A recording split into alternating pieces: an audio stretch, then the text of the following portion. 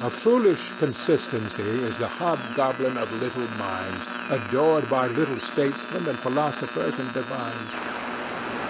If a man does not keep pace with his companions, perhaps it is because he hears a different drummer.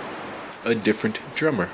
And now, coming to you from dead center on your dial, welcome to Risk Parity Radio, where we explore alternatives in asset allocations for the do-it-yourself investor.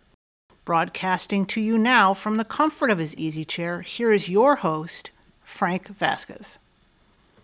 Thank you, Mary, and welcome to Risk Parity Radio. If you are new here and wonder what we are talking about, you may wish to go back and listen to some of the foundational episodes for this program. Yeah, baby, yeah! And the basic foundational episodes are episodes 1, 3, 5, 7, and 9. Some of our listeners, including Karen and Chris, have identified additional episodes that you may consider foundational. And those are episodes 12, 14, 16, 19, 21, 56, 82, and 184. And you probably should check those out too, because we have the finest podcast audience available. Top drawer. Really top drawer. Along with a host named after a hot dog. Lighten up, Francis. But now onward to episode 399. Today on Risk Parity Radio. It's Groundhog Day! Get up and check that hog out there! Yeah! Come here, Groundhog! And when we get done looking at the groundhog, we are also going to do our weekly and monthly portfolio reviews of the 8 sample portfolios you can find at www.riskparityradio.com on the portfolios page. Boring! Yeah, I know that's not as exciting as looking at a groundhog looking at its shadow, but it is what it is. When Chekhov saw the long winter, he saw a winter bleak and dark and bereft of hope. Yet we know that winter is just another step in the cycle of life. But standing here among the people of Punxsutawney and basking in the warmth of their hearths and hearts, I couldn't imagine a better fate than a long and lustrous winter.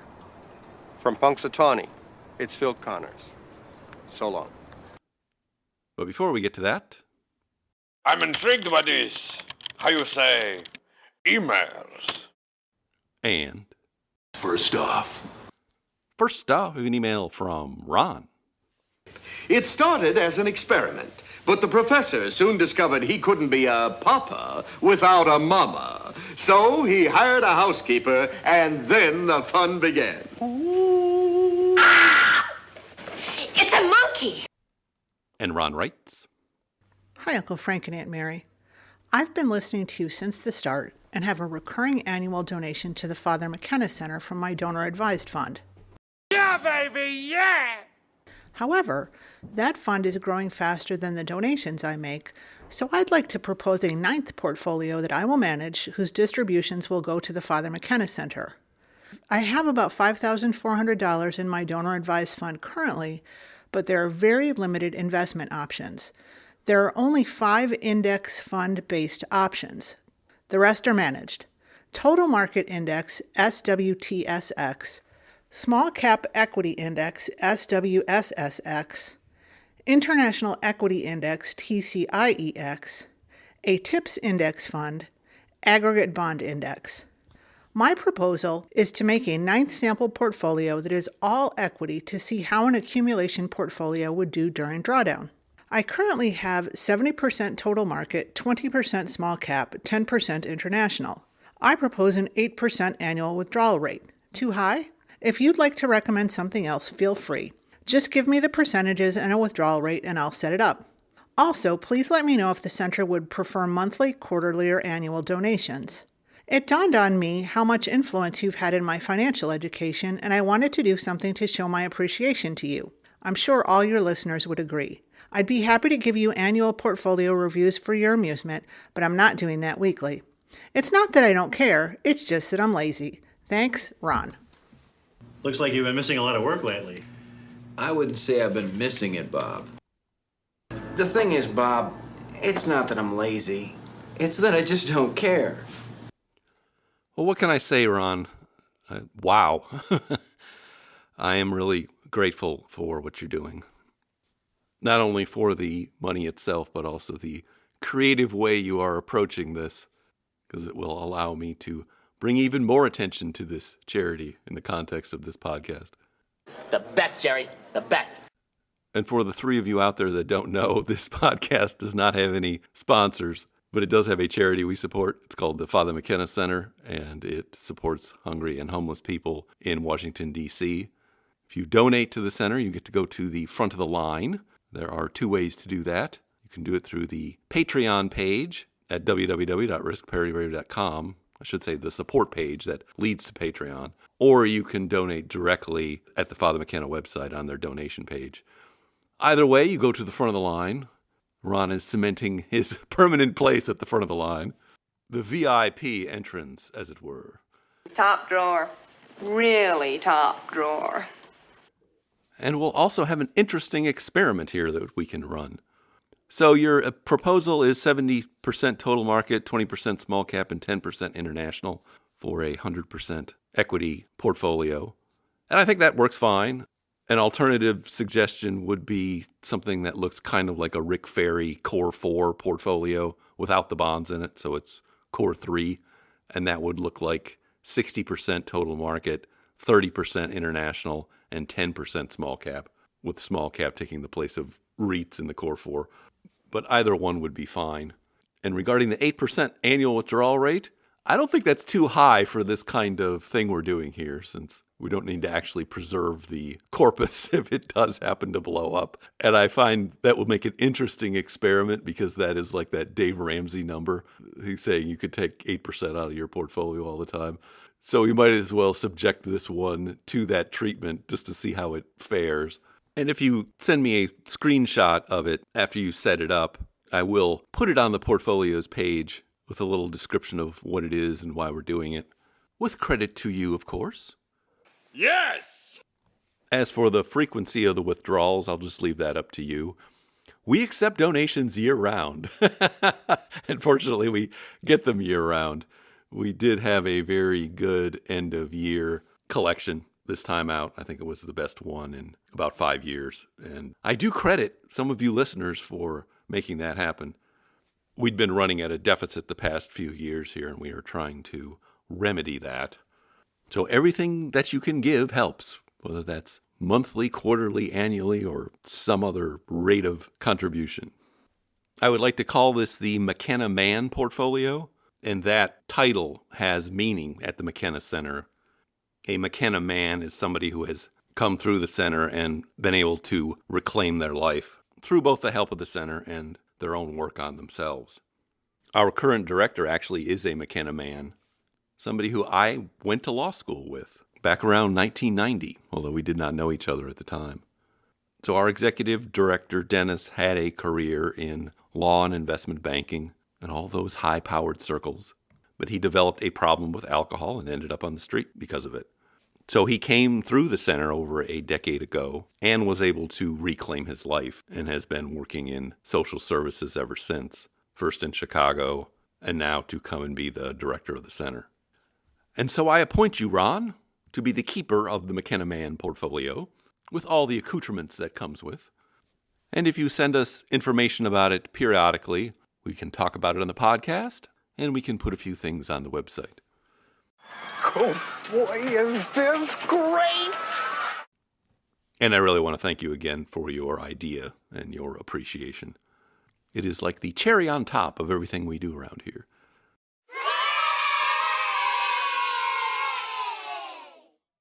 And so thank you very much for everything you are doing for us, and thank you for your email.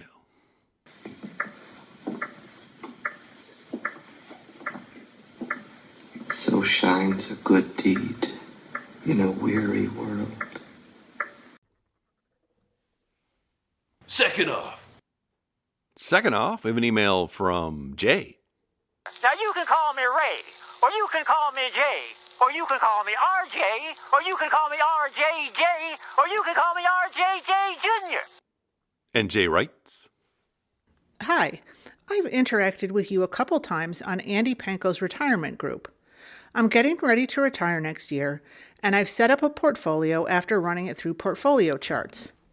Having set it up, I'm considering modifying it. For one, I currently have 12% VNQ, but I'm considering swapping that out for PFF since it has a higher yield, which I like for this part of my portfolio, and seems to be a little less volatile than VNQ. Second, I have 10% gold, but I heard you say that gold is very volatile, so you should build up a position gradually. I just went ahead and bought all my gold shares at once. Since gold has gone up so much, I'm considering cutting it back to 5% and adding another 5% down the road. On the other hand, the reasons for holding gold at all seem pretty salient right now, and I'm reading that the fundamentals are still good. I'd be curious as to your thoughts on these two questions. I just started listening to your podcast. I've jumped around a bit to listen to the episodes that most interest me, and I'll continue working my way through them. I don't know if you respond to questions via email or on the show. If you respond, I'll be very grateful. And I'm very grateful for the podcast. I'm finding it very informative so far. Also, thanks for your contributions to the Facebook group. I've missed you lately. Have you dropped off? But you doesn't have to call me Johnson. I don't get it. What are they laughing at? Well, I'm glad you're enjoying the podcast, Jay, and thank you for writing in. Let's get to your questions first, and then we'll start talking about that Facebook group. I have some interesting thoughts about that. Now, regarding your swap of VNQ for PFF, and you might consider PFFV instead of PFF, because it's a little bit cheaper, and I think it does the job just as well or better. Yes, you're going to have a lower volatility and lower overall return experience with the preferred shares fund than you will with VNQ. VNQ is REITs, but it's part of the stock market, so you would expect that over time it will perform in terms of returns about like the stock market with about the same volatility. The reason you hold REITs separately is because you are hoping that they are going to perform differently at different times from the rest of the stock market, so you get that diversification benefit. But you're not expecting it to perform any differently than the rest of the stock market over long periods of time. Preferred shares are a slightly different animal in that they are equities, but they are bond-like. So a preferred shares fund typically has about half of the volatility of the stock market, but also lower returns overall. And those returns are paid out mostly as dividends. The reason those dividends are much better than, say, you would get from a REIT, though, is because those are qualified dividends coming out of preferred shares, whereas most of the income coming out of a REIT would be taxable ordinary income. So to the extent you have a choice in a taxable account in particular, the preferred shares make a whole lot more sense, particularly if you're in a higher tax bracket. If you have REITs, you probably want to put them in your traditional retirement account. Now, moving to gold. I love gold. Gold, as we know, is a very hot and shiny topic these days as it's making new all-time highs. This is gold, Mr. Bond. But the reason you hold it is not for its expected returns so much, which are going to be between stocks and bonds historically, but because it's diversified from both stocks and bonds, and therefore tends to reduce the overall volatility of your portfolio. Gold is no more volatile than the stock market overall, but it does have periods of greater volatility and lesser volatility. And I'm not sure I've ever said you should or must build your position gradually, but it's just as a practical matter easier for most people if they don't hold any gold to start building it up gradually by directing future investments into it. But there's nothing to say you can't just go straight to whatever allocation you're planning on holding. The idea here is to pick that allocation and then just stick with it. So I would not be cutting and adding or doing anything else like that to try and time the market there, because it really is a very long-term holding.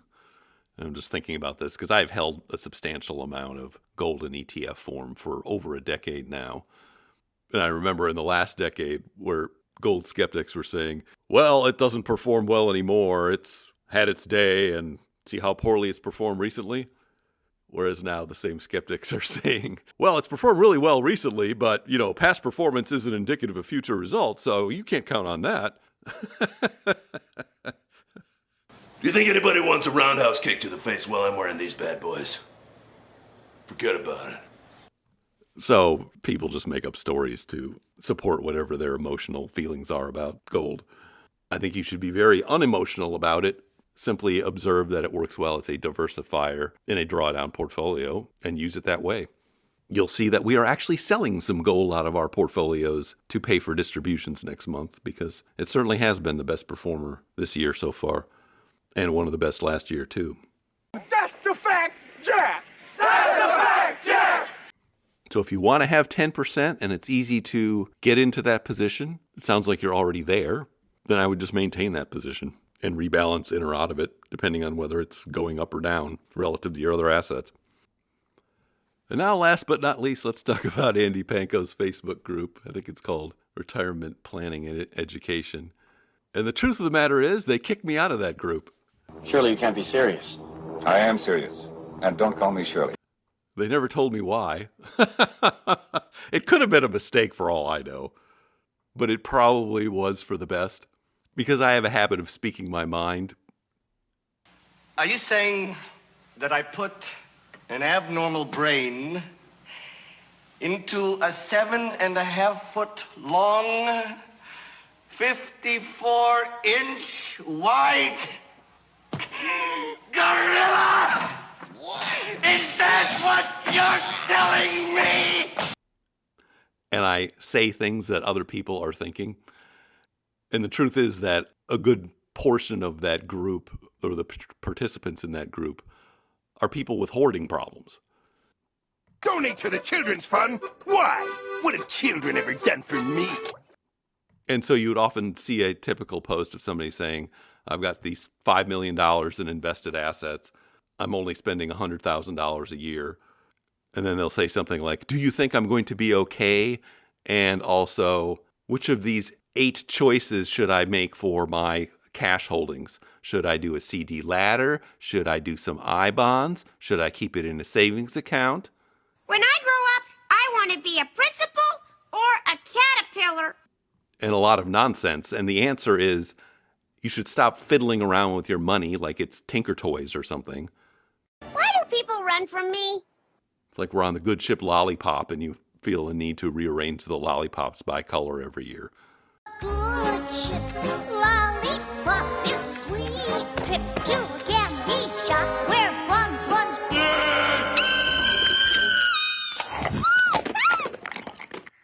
You should stop doing that and think about what your money is actually for and when you plan on spending it and how you plan on spending it. Because spending 2% of your assets is not a spending plan, it's a hoarding plan. You can't handle the truth. And I would express that sentiment out loud in that group, and it got me into a lot of hot water, a lot of angry retorts. I know you are, but what am I? I know you are, but what am I? I know you are, but what am I? I know you are, but what am I? Infinity. Because these same people are also looking for affirmation more than they are looking for information. You can't handle the bunnies. They've never graduated from being the little boy getting a pat on the head for saving his pennies in a jar. I dress myself. But here's the funny thing.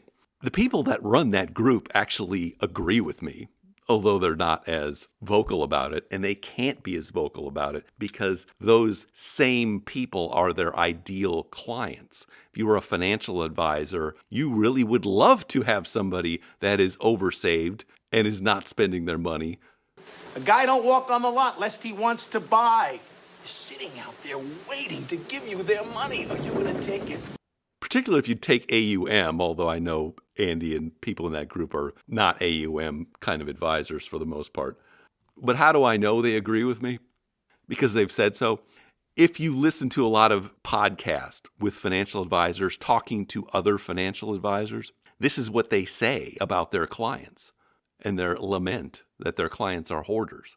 There's a good example of this. Andy Panko interviewed Eric Niergarth. Hope I pronounced that correctly.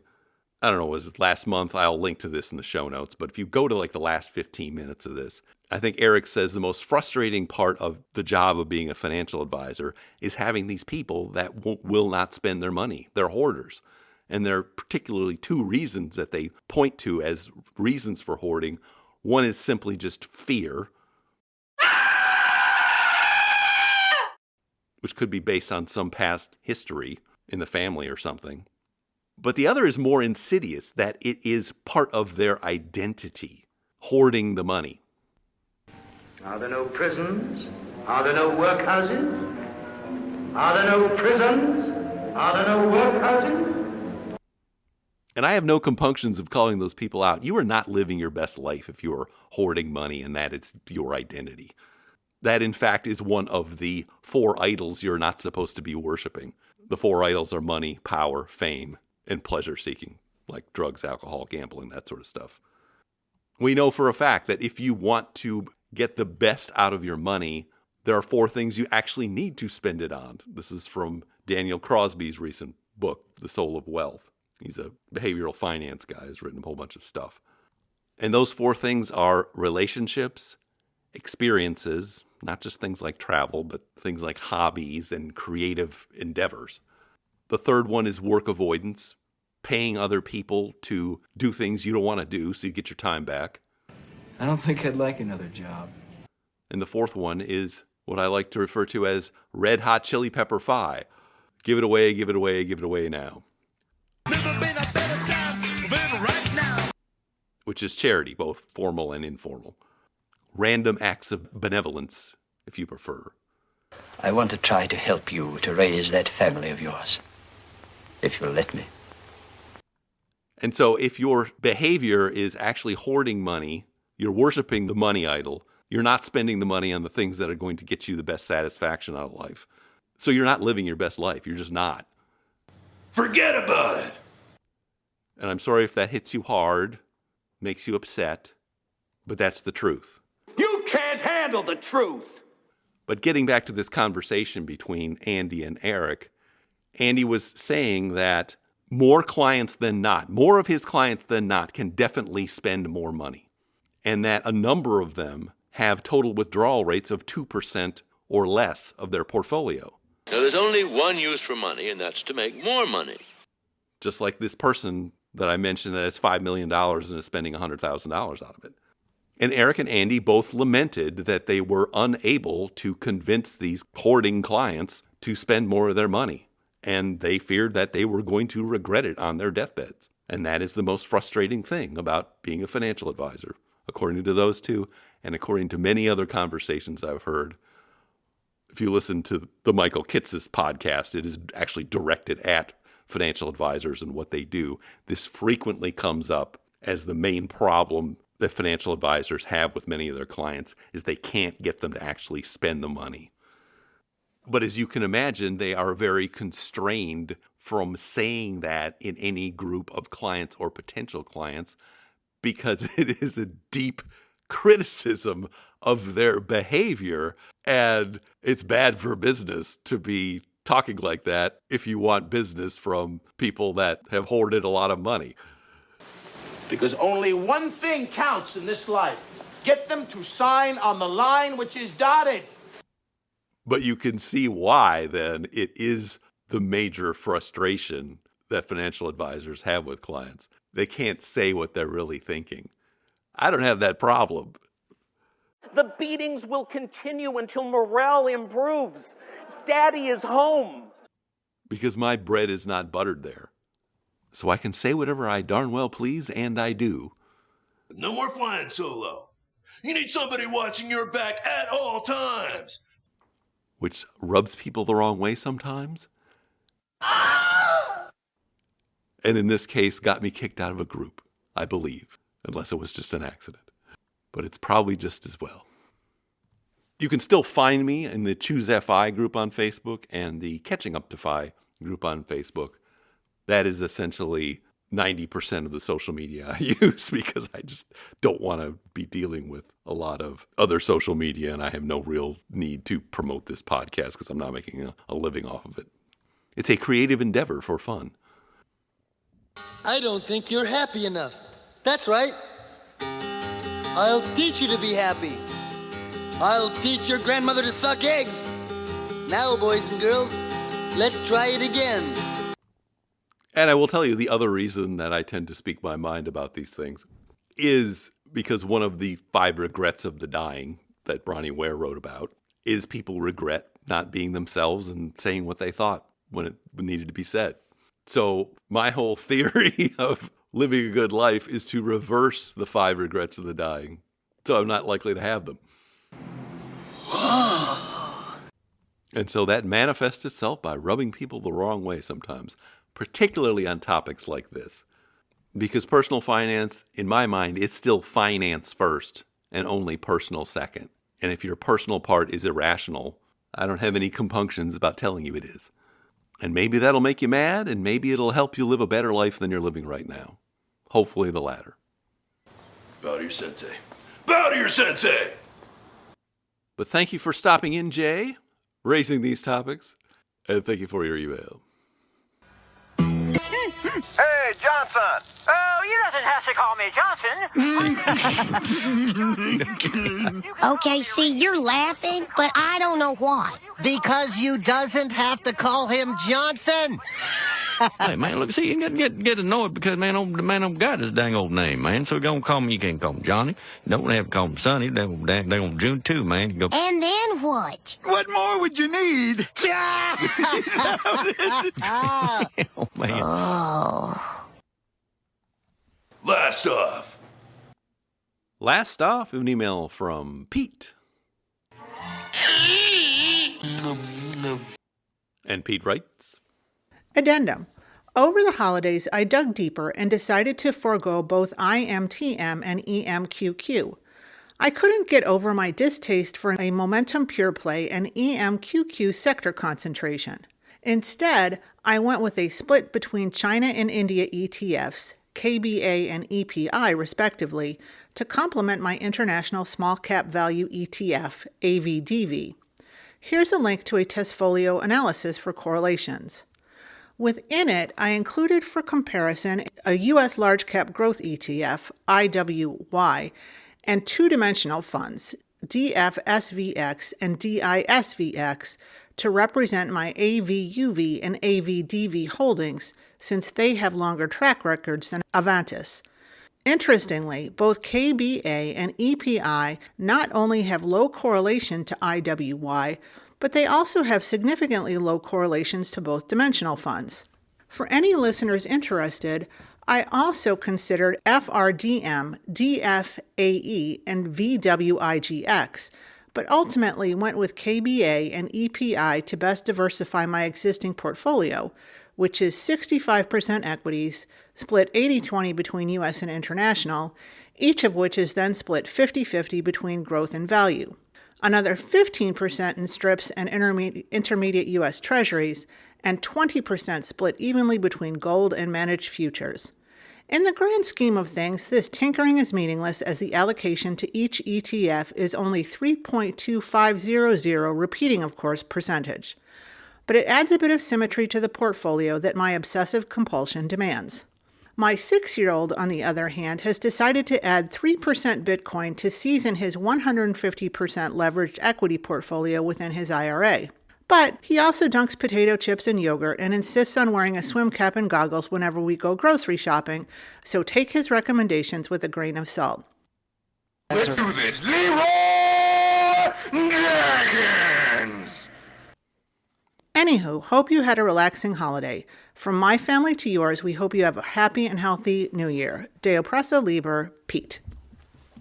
There's nothing as sociable as a nice cup of tea. I always say, how many lumps do you want? Oh, 3 or 4. Well, just to put this in context, this is a follow-on to the email we had from Pete in episode 394, where we were talking a lot about growth funds in particular. It doesn't sound like you really have a question, and I don't want to rehash all that, but I think it is an interesting example here of what Pete has constructed as a good portfolio for drawing down with. And you see he's got 65% in equities, split 80-20 between U.S. and international. Each one of those is split 50-50 between growth and value. So that does hit the sweet spot for what we know about portfolios with high safe withdrawal rates, that they have somewhere between 40 and 70% in equities, that they have a 50-50 split between growth and value in the equities. And then he's also hit the sweet spot with the bonds, which he's got 15% in strips and intermediate U.S. Treasuries. That plays out to somewhere between 20 and 30% when you consider the durations involved, and then 20% in alternatives. And the sweet spot there is somewhere between 10 and 25%. So this is exactly the kind of thing I would hope you'd be able to use the information from this podcast to do to construct your own drawdown portfolios, which are more or less aggressive to your taste. And yes, a lot of the tinkering we do is meaningless, but if you enjoy it on some level and it's not hurting you, go ahead and tinker away with a few funds around the edges there.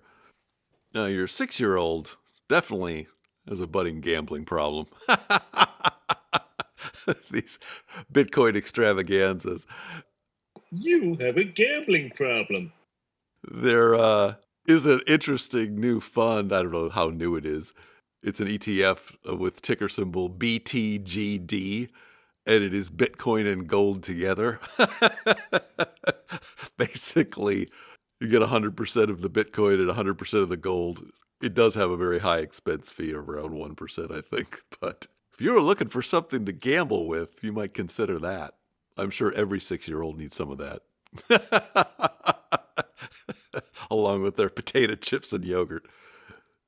I'll have the smiley face breakfast special. But could you add a bacon nose, plus bacon hair, bacon mustache, 5 o'clock shadow made of bacon bits, and a bacon body? How about if I just shoved a pig down your throat? Fine, but the bacon man lives in a bacon house. No, he doesn't. Anyway, we did have a nice holiday. I hope you did too. And Happy New Year as well. And Happy Groundhog Day. It's Groundhog Day! And thank you for your email. Now we're going to do something extremely fun.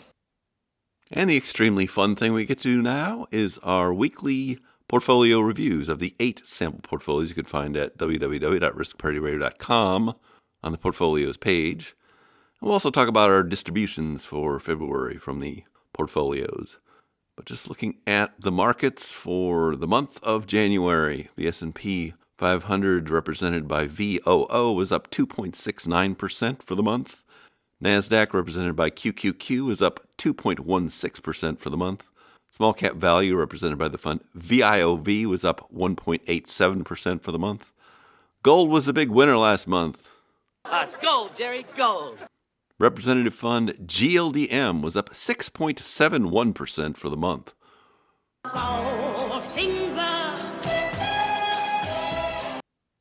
Long-term treasury bonds represented by the fund VGLT were up 0.95% for the month. REITs represented by the fund REET were up 1.46% for the month. Commodities represented by the fund PDBC were up 2.46% for the month. And preferred shares represented by the fund PFFV were up 1.6% for the month. And finally, managed futures represented by the fund DBMF managed to be up 1.19% for the month. Much better month in January than it was in December, especially if you own some gold. And we do. You're insane, gold member. And that's the way, I like it. Casey and the Sunshine Band. Now looking at these portfolios, these sample portfolios. First one is a reference portfolio called the All Seasons. It is only 30% in stocks in a total stock market fund, 55% in intermediate and long-term treasury bonds, and 15% in gold and commodities. It was up 1.99% for the month and year to date, and is up 10.72% since inception in July 2020. For the month of February, we will be withdrawing $31 out of accumulated cash. That will be $62 for the year so far and $1,752 since inception in July 2020. Now moving to our bread and butter kind of portfolios. First one's Golden Butterfly. This one's 40% in stocks in a total stock market fund and a small cap value fund, 40% in treasury bonds divided into long and short, and 20% in gold, GLDM. It was up 2.6% for the month and the year to date, and is up 37.4% since inception in July 2020.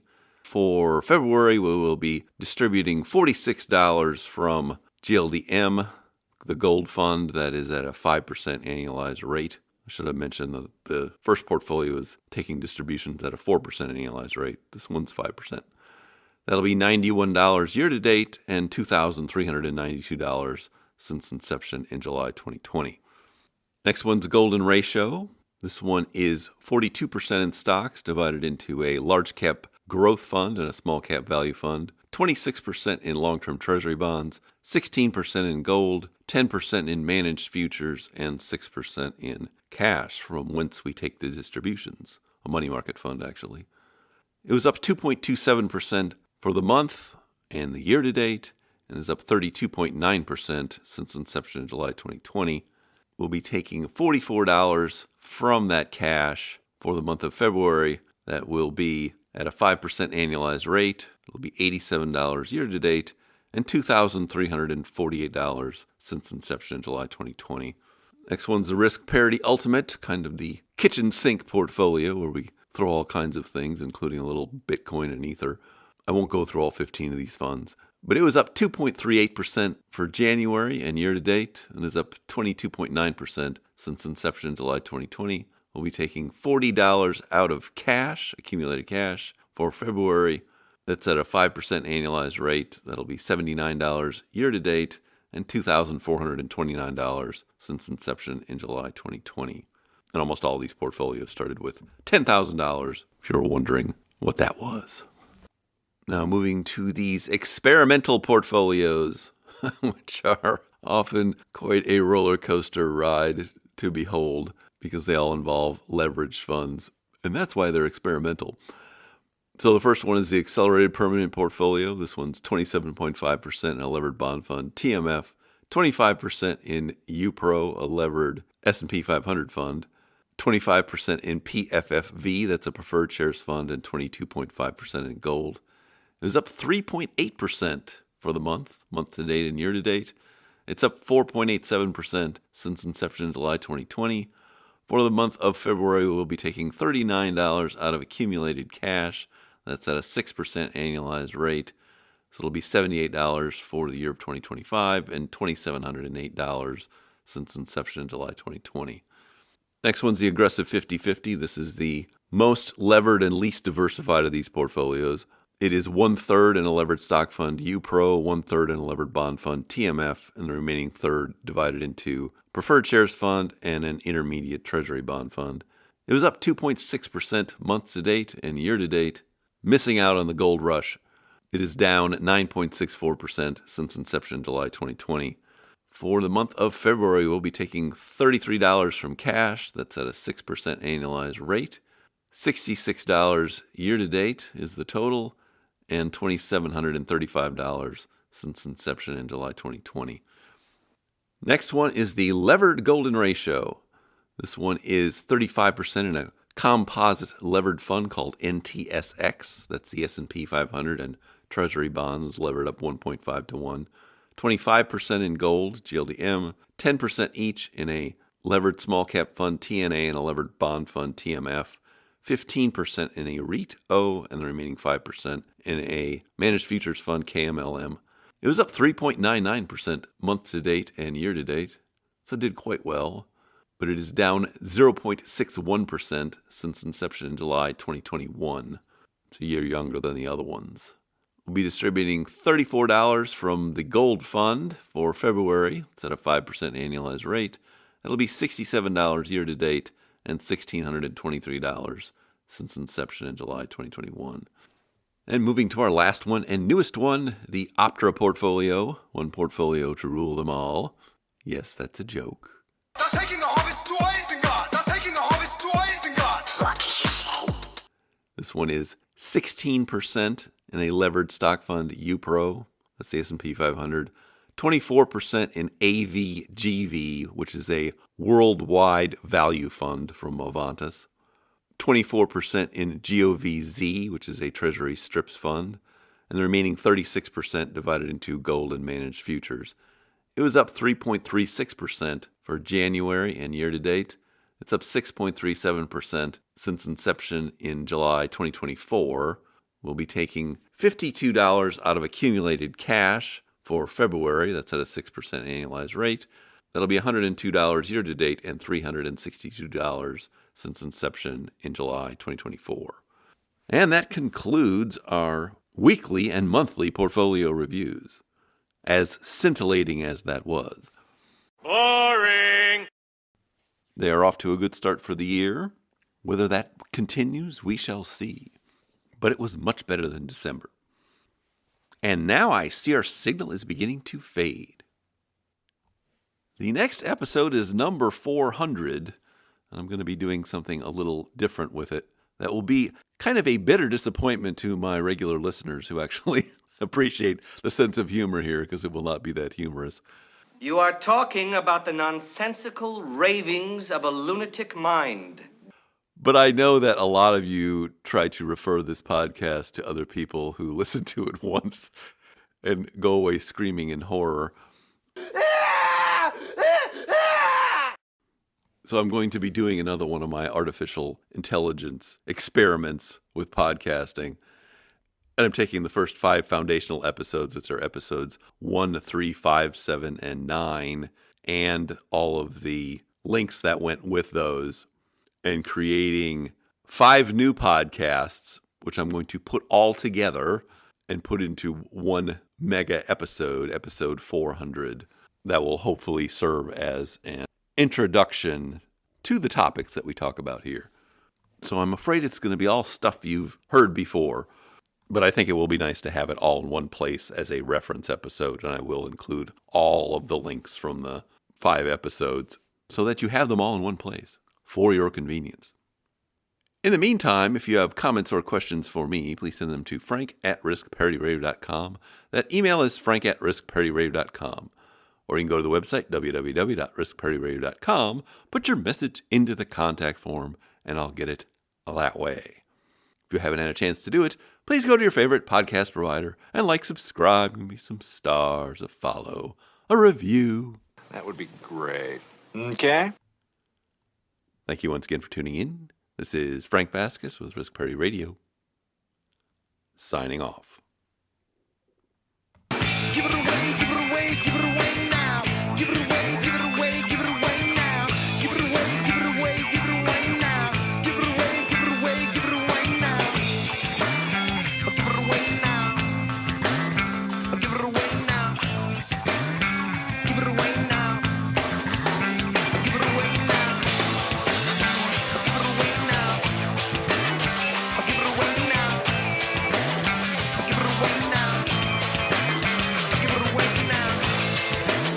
Give it away now. Give it away now. Give it away now.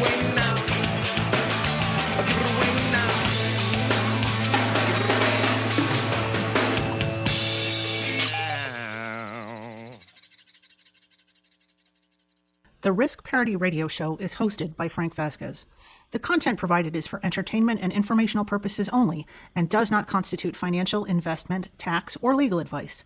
Please consult with your own advisors before taking any actions based on any information you have heard here, making sure to take into account your own personal circumstances.